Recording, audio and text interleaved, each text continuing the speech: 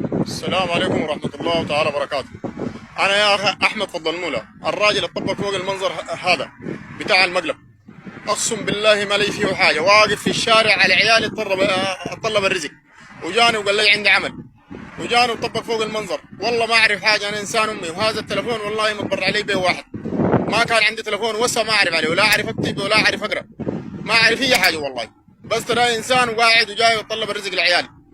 والله طبق فوقي منظر، خسر علي الدنيا كلها، وخسر علي بيتي هناك مع عيالي مع اخواني مع هناك. دحين حتى اولادي اقسم بالله خلق لي معاهم مشكله، ما هسه ما اقدر اكلمهم في التلفون.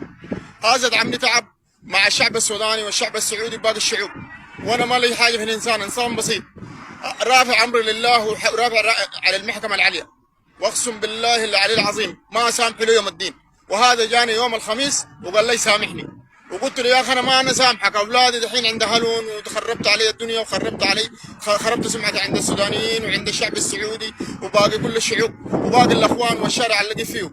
ما اقدر اكل ما اقدر اشرب، واقسم بالله حطم علي معنوياتي مره، ودعمني تعب لابعد الحد، وما قلت له انشر اي حاجه، وانا ما اعرف عنه حاجه والله، ما اعرف عنه حاجه والله، ما شاهدته الا في التليفونات، وما اعرف عن التليفون حاجه، تليفوني صغير، وهذا التليفون اداني لي واحد قال لي يا اخي بس هذا دامي اتمشى به، ولا اعرف اكتب ولا اعرف اقرا فيه.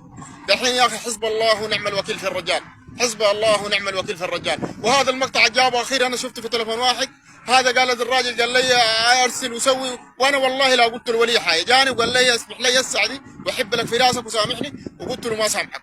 مشى دبلج هنا ده جابه في الاخر عشان بانه انا سامحته، وانا ما مسامحه له يوم القيامه، ما مسامحه له يوم النشور اقسم بالله.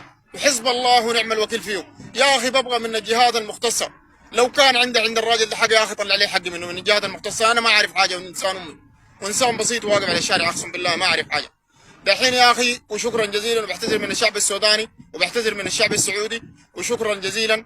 ويا اخي سامحوني انا ما عارف حاجه ولا لي في الحاجه دي اقسم بالله، جاتني غير اختياري واقف في الحر اترزق العيال، وجاني هذا طبق فوق المنظر، وانا ما مسامحه لي يوم النشور وبلاغه الرسول، يوم ما مسامحه لي يوم القصاص اقسم بالله، ما مسامحه كله ما مسامحه ولا ما لي فيه. وحسب الله ونعم الوكيل فيه، ورافع امري لله يا اخي، انا رافع امري لله. ولو كان فيه، لو كان في جهه مختصه تاخذ لي حقي هذه، وما اعرف اكتب اقسم بالله، التليفون ده لا اعرف اكتب فوقه ولا اعرف اقرا، الدايرني اتصل علي عادي الاتصال اقدر اتخاطب معه. وشكرا جزيلا يا اخي، السلام عليكم ورحمه الله تعالى وبركاته.